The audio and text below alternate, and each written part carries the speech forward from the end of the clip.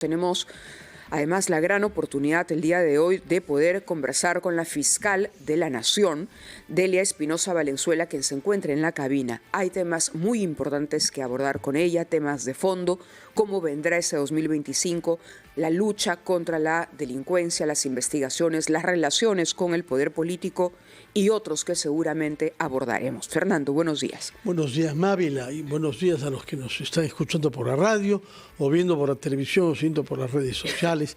Efectivamente es muy importante comenzar nuestro programa de hoy entrevistando a una alta autoridad del Estado, como es la doctora Delia Milagros Espinosa, quien ha juramentado hace menos de 2 meses como fiscal de la Nación. En el curso de cuya juramentación se comprometió a algo que eso es lo que queremos comenzar interrogándole. Se comprometió a restablecer la confianza de los ciudadanos en la Fiscalía y en el sistema judicial en general. Y por eso, muy buenos días, señora fiscal de la Nación. Felicitaciones por su elección. Recién la vemos desde el 8 de noviembre que juramentó. Queríamos que nos diga qué medidas, antes de entrar a los detalles, que los hay varios, como usted sabe, qué medidas piensa tomar, medidas de fondo, para que todo peruano sepa que hay una fiscalía independiente con fiscales que van a ser rigurosos y sin sesgos. ¿Y por qué cree usted que esta confianza se había degradado durante los últimos tiempos? Es una pregunta de fondo la que formula Fernando. Yo quisiera que nos la responda, pero también quisiera conocer una palabra corta, Fer, antes de que te responda la pregunta a la fiscal sobre lo que está ocurriendo en el momento. Es decir, la Fiscalía está allanando el domicilio del vocero presidencial, del señor Freddy Hinojosa. Esto comenzó a las 4:30 de la mañana. ¿Qué información puede alcanzarnos sobre ese procedimiento? Entiendo que también está comprometido en esa investigación el ministro de Desarrollo e Inclusión Social. Buenos días, buenos días. Señor Carvalho, señora Huertas, muy buenos días y gracias por la invitación en esta oportunidad de poder dirigirnos a todos los oyentes y televidentes de su programa. Efectivamente, se está desarrollando o ya culminando probablemente la diligencia de allanamiento para el señor Hinojosa respecto a su involucramiento como investigado en uno de los 25 casos a nivel nacional que se están desarrollando sobre los diferentes temas vinculados al programa Caliwarma. Obviamente la fiscal anticorrupción que está desarrollando esta diligencia tiene su estrategia de investigación y va seguramente a continuar con otras diligencias relativas a establecer las presuntas responsabilidades sobre los alimentos en malas condiciones. Claro, entiendo. Uno de los 25 expedientes que hay, carpetas fiscales en curso que tienen que ver con problemas en Caliwarma. Así es. Pero en el caso de Freddy Hinojosa, ¿cuál es exactamente el vínculo, el involucramiento, diría, sí, para entenderla mejor? Por su condición de entonces, ¿no? Jefe del programa Caliwarma hace unos años. Él, en su condición de jefe de este programa, con él se generó la incursión de esta empresa Frigoinca, que de pronto, presuntamente, pues habría incrementado sus ventas para el programa y que finalmente se llegó a determinar de que los alimentos no estaban en buenas condiciones. Entonces, por esa condición de alto funcionario, de jefe de este programa, que es algo muy importante, a él se le está también investigando. Y debo decir que es también simultáneamente, por su condición de aforado, al ministro de Martini se le está investigando en nuestro despacho de la Fiscalía de la Nación. Es una investigación que está iniciándose. Correcto, pero en el caso del ministro de Martini, ¿cuál es también, si podría especificarnos la relación con el caso, el expediente? Por su condición de ministro y porque habría incurrido presuntamente en omisión de funciones, dada su condición de máxima autoridad del ministerio de MIDIS, de no haber cautelado oportunamente, observado o ha hecho un monitoreo respecto de las adquisiciones a través de este programa tan importante. Y algo adicional, porque el señor también ha sido anteriormente parte del personal que siempre ha estado vinculado a las adquisiciones de Caliwarma, no solamente ahora de ministro. ¿De Martini? Sí. También antes ha sido director también de los programas sociales vinculados a este programa de ayuda social. ¿Y qué tenía? Sí, perdón. Cuando Hinojosa era el jefe de ese programa, el que se ocupaba de las compras en general era de Martini.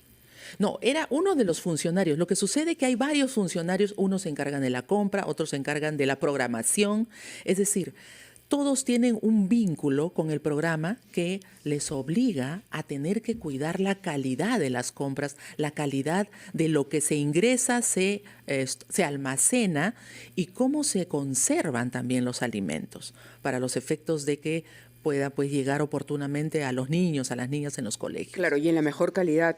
Totalmente. Claro, en sí. óptima óptima situación, sí. Así es. Porque, claro, habrá algunos oyentes que dirán, bueno, esta empresa Frigoinca que hizo, no recuerdo, aun cuando el caso se ha ventilado y se ha mencionado en reiteradas ocasiones, tiene que ver con estas conservas, ¿no? Primero se habló de carne de caballo, creo, carne de caballo, sí. y luego... Una de las hipótesis. Una de las hipótesis de Así carne es, de caballo, así es. y lo otro era el mal estado en el que se encontraban también esos alimentos, ¿no? Exacto, porque no solamente estamos hablando de un tema de compras defectuosas de pronto, de productos mal elaborados o mal envasados, sino también estamos hablando de malos almacenajes o de pronto también dejar de que venzan.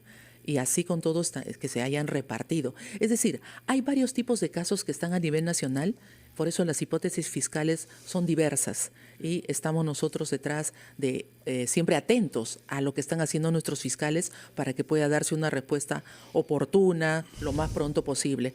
Y pasando a la pero yo pregunta que quisiera, nos hacían. puesto que el tema es tan importante como lo ha hecho anotar Mávila, quería preguntarle, veo que está muy informada sobre el tema, aunque no es la fiscal del caso usted.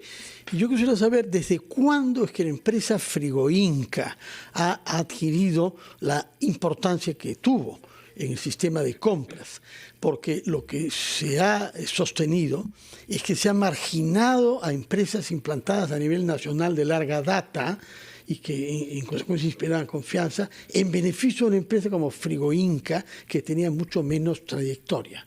¿Sabemos algo en relación a las razones por las que Frigoinca terminó jugando el papel que tenía en la provisión de alimentos? Precisamente, señor Carvalho, es lo que se está investigando, porque todas las empresas tienen las mismas oportunidades, pero esta empresa de pronto empezó a vender mucho más que los demás o como que tuvo una especie de preferencia.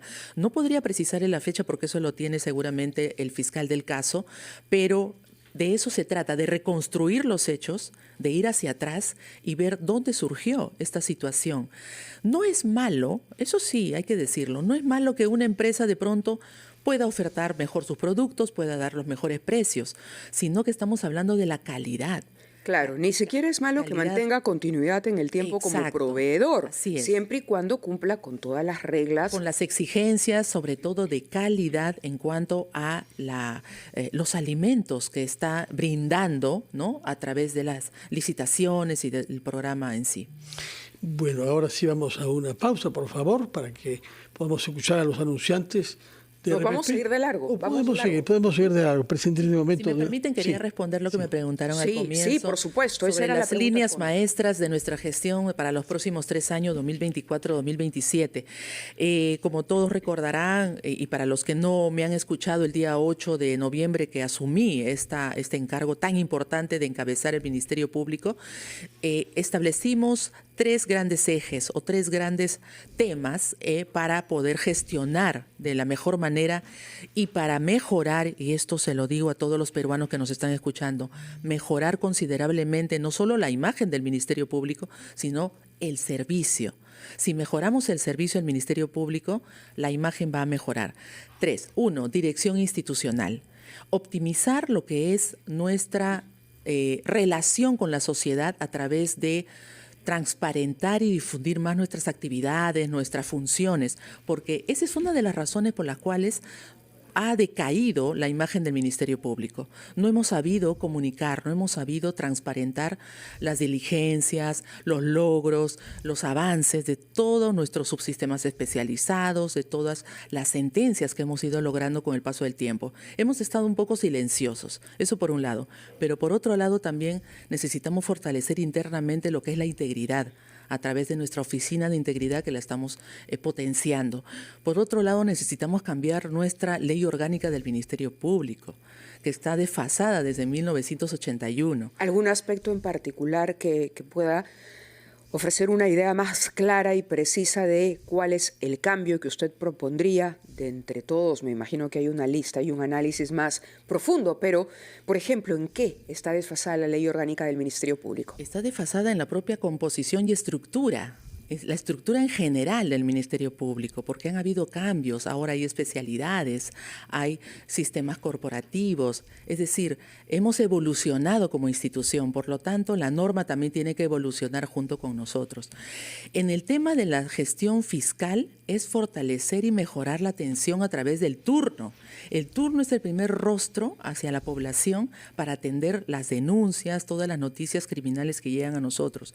Tenemos que redistribuir la cantidad de fiscales porque hay fiscalías que tienen poca carga, pero muchos fiscales, y al revés, hay fiscalías que tienen elevadísima carga, a razón hasta de 800 casos por cada fiscal, pero necesitan potenciar con mayor cantidad de fiscales. Y también la transformación digital.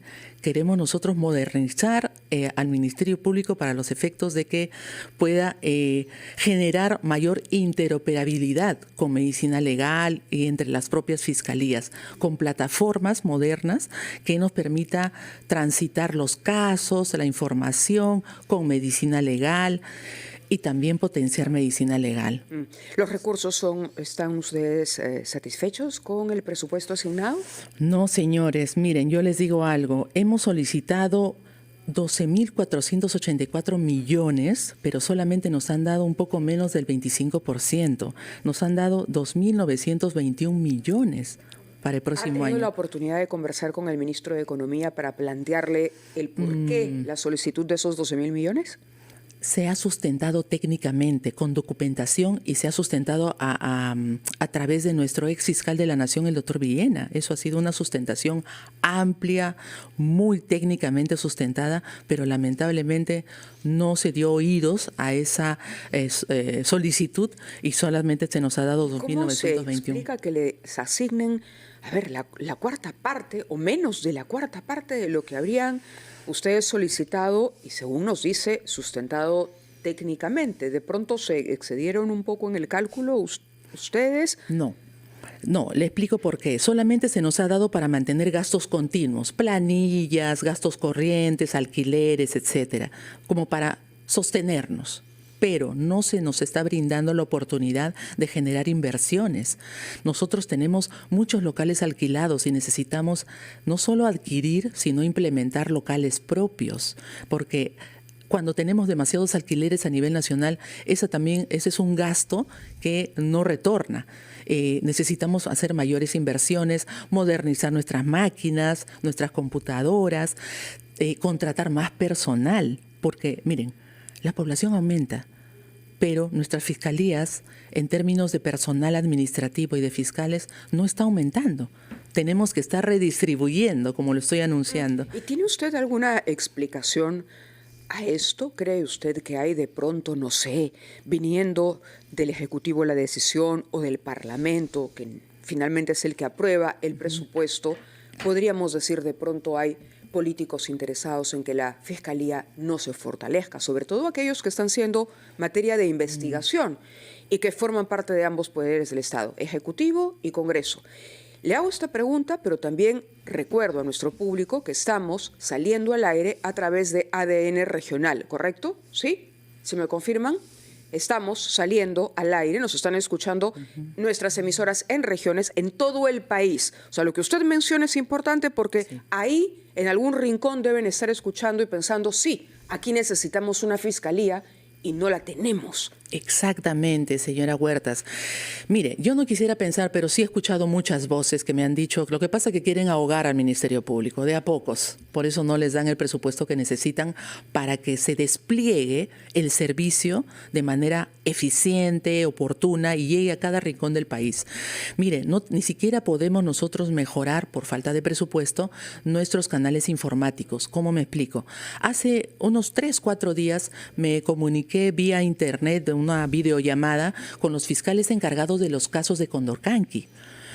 La señal se caía. Violaciones de niñas. Violaciones nativas. De niñas nativas, temas muy, la señal de ellos muy sensibles. La señal de ellos, increíble. Entonces, he dado indicaciones inmediatas para que eso se pueda resolver y hacer los mayores esfuerzos, que eso se mejore. Por un lado. Por otro lado, nos han expuesto los fiscales y el encargado de medicina legal que falta personal fiscal especialmente. Vamos a potenciar, vamos a trasladar, como no tenemos presupuesto para contratar o para nombrar más fiscales, vamos a ver cómo redistribuimos de otras áreas para que puedan atender y dar celeridad a esos casos que son tan sensibles y que indigna. Yo particularmente como máxima autoridad del Ministerio Público me siento indignada con esos atropellos, con esas vejaciones a tantas niñas inocentes, pero vamos a, como se dice, a distribuir de la mejor manera nuestros recursos, porque no vamos a permitir que esto quede en impunidad. Eso sí se los digo a los señores y señoras que nos están escuchando. Ahora, es importante, por supuesto, el caso específico que usted ha mencionado, como todo lo que tiene que ver con la niñez en el Perú, naturalmente. Pero algo que es de interés general en todas esas regiones a las que ha hecho referencia Mávila Huertas es saber si va a haber una lucha decidida y profesional contra la corrupción, porque estamos atascados en esta lucha de hace muchos años. Y por eso importa saber qué decisión va a tomar usted sobre la ratificación o el cambio de los fiscales coordinadores. Estamos pensando en el hecho de que usted ha trabajado como fiscal especialista en la lucha contra la corrupción de funcionarios públicos, esa es casi su especialidad en su oficio, y tenemos pendientes muchos temas en este tipo, en el caso de Lavajato y otros, y hay una duda sobre si la Fiscalía va a ir hasta el final o no con su investigación. Precisamente, mire, como comprenderán, estoy a menos de 2 meses de haber asumido, estamos todavía evaluando, se han hecho unos primeros cambios respecto de un par de coordinaciones, todavía estamos evaluando al personal, los informes que nos han hecho llegar las diferentes coordinaciones para poder ver si es que es necesario refrescar a los encargados de las coordinaciones. Eso por un lado. Por otro lado, la lucha contra la corrupción del Ministerio Público es una política institucional y de Estado que decididamente y particularmente yo la tengo muy clara. La vamos a seguir impulsando. Casos como el que usted menciona de Lavajato, por supuesto que van a continuar. Y tienen que continuar con sus mismos fiscales hasta el final. Los mismos fiscales. Sí. Con el señor Vela y con el señor José Domingo Pérez. Sus casos. Claro, en los casos que cada fiscal maneja. Lo que eso usted en principio. acaba de decir es, sin embargo, que de pronto es necesaria... es necesario refrescar, ha utilizado ese término, a los coordinadores. Estamos evaluando. Está evaluando. Sí, así Hay equipos como, por ejemplo, el caso Lavallato, el otro caso del EFICOP también. La situación de Marita Barreto, ¿cuál es, por ejemplo? Ya, no, lo que quiero dejar en claro es que cuando hablo de refrescar, posiblemente, eventualmente, es las coordinaciones, no mover a los fiscales de los casos. La carpeta porque cada fiscal conoce porque su caso, son casos complejos, muy complejos, y para poder involucrarse en el caso toma muchísimo tiempo. Entonces, estratégicamente no es conveniente para la institución y para los usuarios. Ahora, me decía el caso de la señora Barreto. Bueno, ella está afrontando un proceso penal y también un proceso administrativo disciplinario que tiene una suspensión incluida hasta abril 2025. Nosotros lo que hemos hecho con el tema de FICOP, yo le agradezco la pregunta, no se ha desactivado. Se está desinformando de una manera irresponsable por muchas personas de que el hecho de que estratégicamente y por razones también presupuestales nuestro despacho haya decidido que para optimizar recursos traslademos todo el equipo de FICOP a que sea parte a su hábitat natural, que es el subsistema anticorrupción. Lo hemos solamente incorporado para que continúe con su mismo nombre, con sus mismas características, con su mismo personal fiscal y administrativo. La única variación que se ha hecho es dejar sin efecto la coordinación, porque como comprenderán, el sistema anticorrupción tiene una coordinación. Entonces no pueden haber 2 coordinadores. Pero en estricto, los casos van a seguir con la misma fuerza, con la misma contundencia y sobre todo le vamos a dar todo el apoyo como corresponde para que sigan trabajando óptimamente. Antes de continuar, me imagino que Fernando tiene también varias preguntas para usted porque los temas son muchos y las oportunidades de poder tener enfrente a un fiscal de la Nación, no se produce todos los días.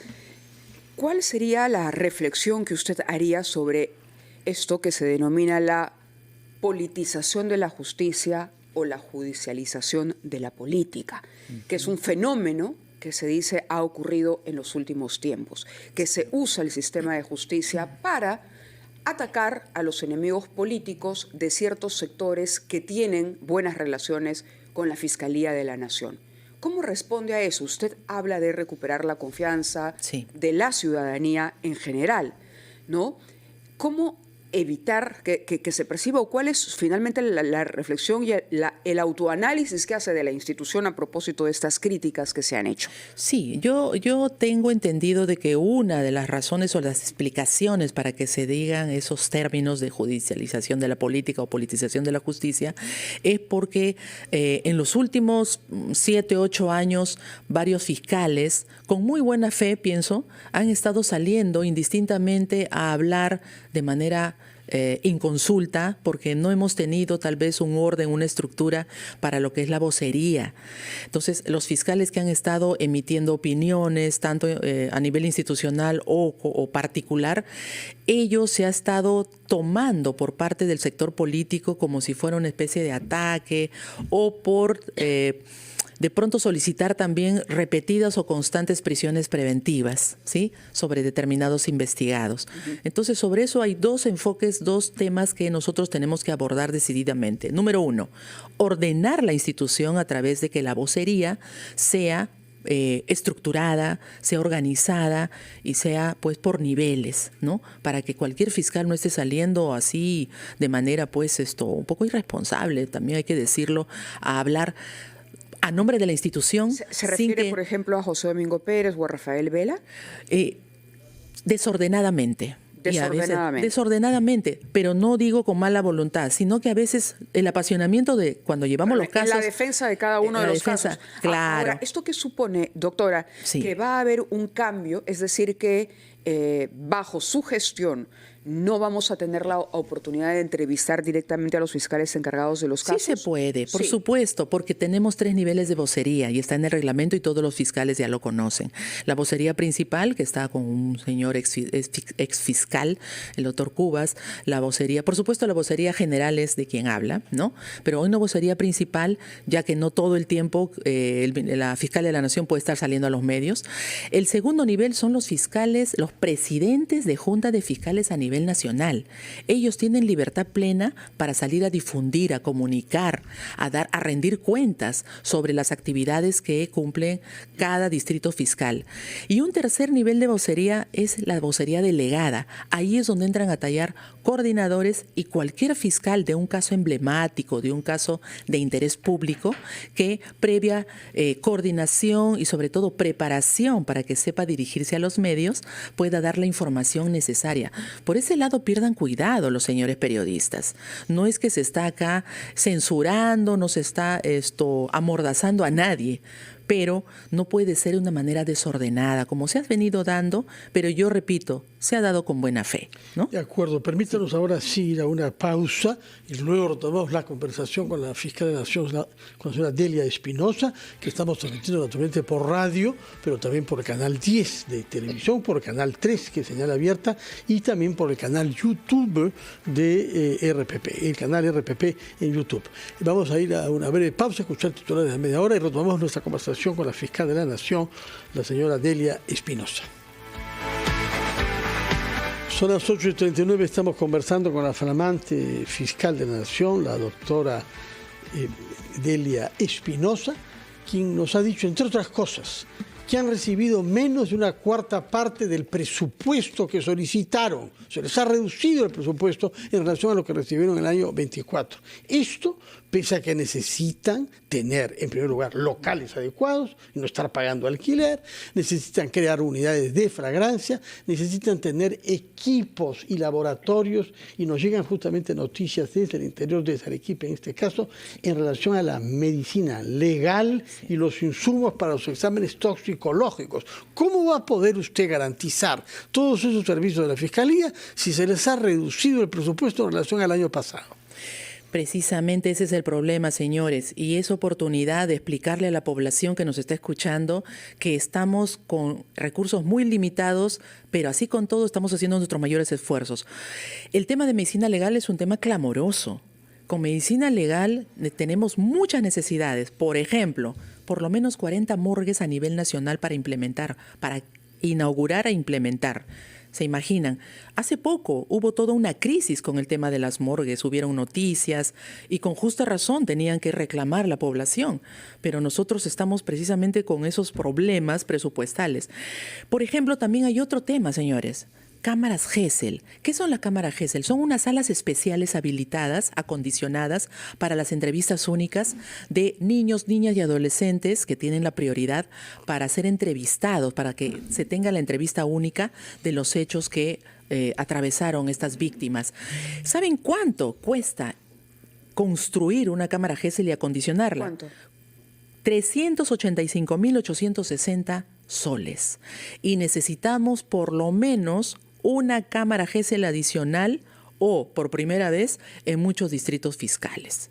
Entonces, si no tenemos esa cámara Gesell, porque actualmente, señores, las entrevistas únicas están programándose no en el día mismo o al día siguiente de la denuncia, se están programando a una semana, a un mes o a más tiempo, porque falta cobertura, no tenemos espacio. Y esta cámara Gesell es imprescindible para que los niños, niñas y adolescentes puedan tener la confianza de hablar ante un psicólogo. Claro. Y no quisiera desaprovechar el tiempo. Yo sé que el tiempo es, caray, nos queda corto por la problemática que hay y por el interés que hay de la ciudadanía. El Congreso ha retrocedido. Dio una norma que prácticamente eliminaba la detención preliminar. Esto permitió que mucha gente o muchos delincuentes que eran investigados tuvieran que ser puestos en libertad automáticamente. El Congreso ha retrocedido ahora y restablece la detención preliminar. El Ejecutivo, es decir, el Gobierno, la presidenta Boluarte, el Consejo de Ministros, todavía no terminan de promulgar, no se ha publicado esta nueva ley. ¿Usted saluda ese retroceso? En parte. Primero, lo que debo hacer es una crítica constructiva hacia el Congreso de que no se puede por esa razón legislar de manera tan apresurada, sin ver las consecuencias sociales, jurídicas y en todo ámbito que puede ocasionar este tipo de decisiones. Han habido liberaciones en los últimos días a raíz de esta ley que todavía no termina de promulgarse y publicarse. Es decir, los efectos dañinos todavía se siguen dando. Ahora, la redacción que se ha hecho con esta recapacitación que han hecho el Congreso no es del todo, alegre o feliz. ¿Por qué? Porque ellos han incorporado, antes decía el texto, cuando existan razones plausibles para que se proceda a la detención preliminar, que es un término amplio que permite al fiscal, con ayuda de la policía... Estamos hablando del texto original del Código Penal. El texto original, así es, del Código Procesal Penal. Antes del primer cambio. Antes del primer cambio. Ajá. Ahora, con este retroceso que está experimentando, ¿no?, esta ley 32.181, están cambiando ese término, o sea, no están volviendo a la fórmula original. Lo que están haciendo es que hayan elementos razonables. ¿Eso qué significa? A nivel judicial, cuando se solicite, cuando el Ministerio Público requiera la detención preliminar, va a tener que haber un baremo mucho más alto de exigencia que el juez va a tener que comprobar. El juez va a exigir, ¿no?, elementos razonables. Por ejemplo, ¿pero qué puede ser un elemento razonable? Que haya mayor contundencia, que haya mayor especificidad, ¿no? No puedo dar un ejemplo en este momento, pero es un término que los abogados lo comprendemos perfectamente, que como que levanta la valla.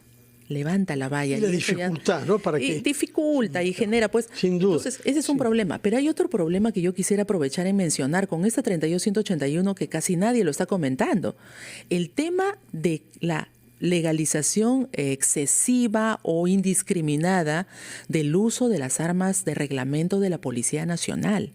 Se está prohibiendo expresamente que ellos puedan ser detenidos preliminarmente o que se solicite prisión preventiva sobre ellos cuando han ejerciendo el uso de esa arma de reglamento puedan haber cometido lesiones o muerte. En el uso de sus funciones, dice. Dicen el uso de sus funciones. Constitucionales. Pero cuidado, casuística, un caso bien sencillo. Si estando de servicio un policía de pronto cree que hay alguien que está cometiendo un delito, mire, cree en su percepción, ¿no?, así objetiva, usa su arma de fuego, deténgase, dispara. No hubo resistencia, no hubo. Entonces, el policía es un ser humano, también se puede equivocar, también puede cometer excesos. Esa es una preocupación. De acuerdo. Si Señora, nosotros quitamos ese control, entonces estamos dando indiscriminadamente una libertad total y absoluta, lo cual no es bueno en un Estado de Derecho. Nada que sea absoluto es bueno en un Estado de Derecho. Yo quisiera, por mi parte, terminar preguntando algo específico. Usted ha dicho que hay que mantener, y que es su función, a los fiscales que están investigando casos, han acumulado experiencia, algunos de ellos durante años. Sin embargo, usted ha formalizado una denuncia contra el fiscal José Domingo Pérez. ¿Cómo explica esto? Esto significa que el señor Pérez va a tener que dejar sus funciones después de haber sido objeto de una denuncia formulada por usted. No, señor, así no es, porque en principio todos los fiscales, operadores de justicia, jueces, fiscales, incluso policías o cualquier otro funcionario público siempre está sometido a las leyes. Acá no hay diferencias. Si hay una denuncia y si hay una causa probable que ha surgido en esta carpeta respecto del fiscal Pérez, la cual yo he conocido recién a mi llegada y estaba ya prácticamente con el plazo vencido, la investigación preliminar. No podía ampliar más, en principio, número uno. Y número dos, hay una pericia. Hay una pericia que puede ser cuestionable, que puede ser, ¿no?, revisable, pero lo que sucede es que se le tiene mucho temor a la formalización. No es que la formalización ya es acusación, no se está llevando a juicio y no necesariamente tiene que haber una suspensión o un retiro del señor fiscal de su caso. Mire, yo le digo, muchos fiscales estamos sometidos a investigaciones, a denuncias, incluso quien Doctora, habla. Nos va el productor de verdad, luego se va a vengar de nosotros por haber hecho uso del tiempo que no tenemos, pero no podemos cerrar la entrevista sin preguntarle por la presidenta Dina Boluarte. Tiene usted que decirnos una palabra sobre ello, y yo quería preguntarle cómo le cayó o cómo sintió usted, cómo percibió el mensaje de la presidenta cuando, acompañada de los ministros, dijo que la Fiscalía no la había citado y que ella le pedía, emplazó prácticamente a la Fiscalía que la cite para que pueda aclarar y que la Fiscalía no se preste, dijo ella, a una campaña de los desestabilizadores de la democracia. Bueno, las reacciones de todo investigado, cualquiera sea su nivel, es algo que siempre los fiscales, ya por la práctica profesional, estamos acostumbrados a que hayan reacciones altisonantes muchas veces. En tanto y en cuanto no haya una ofensa, una adjetivación contra nuestra investidura. Aquí la hubo, porque habló de algunas actitudes irresponsables y ajenas al debido proceso. Bueno, son pareceres, ¿no? Pero no implica pues que haya necesariamente una ofensa, ¿no?, a la persona, y se toma así porque durante nuestra carrera siempre van a haber investigados que van a estar con estrés, con preocupación lógica por su investigación, pero lo que nosotros hacemos es seguir trabajando, seguir investigando. Ya se le ha citado para el día 2 de enero, así es que yo lo tomo positivamente porque cuando una persona exige públicamente ser citada, quiere decir que va a declarar. Y eso es bueno para la Fiscalía. Muy bien. Tomaremos nota entonces de lo que la señora presidenta declara a la Fiscalía el próximo 2 de enero. Muchas gracias por su presencia. Disculpe que hubiéramos podido conversar más, pero tenemos ya comprometida una conversación con el presidente del Congreso, señor Eduardo Salguán. Ha sido muy provechoso escucharla, señores. Tomamos nota del compromiso que usted ha tomado de restablecer la confianza de los fiscales ante la opinión pública del Perú. Muchísimas gracias. Muy buenos días, señora fiscal de la Nación. Vamos a una pausa para escuchar a los anunciantes. Y regresamos, 8:49.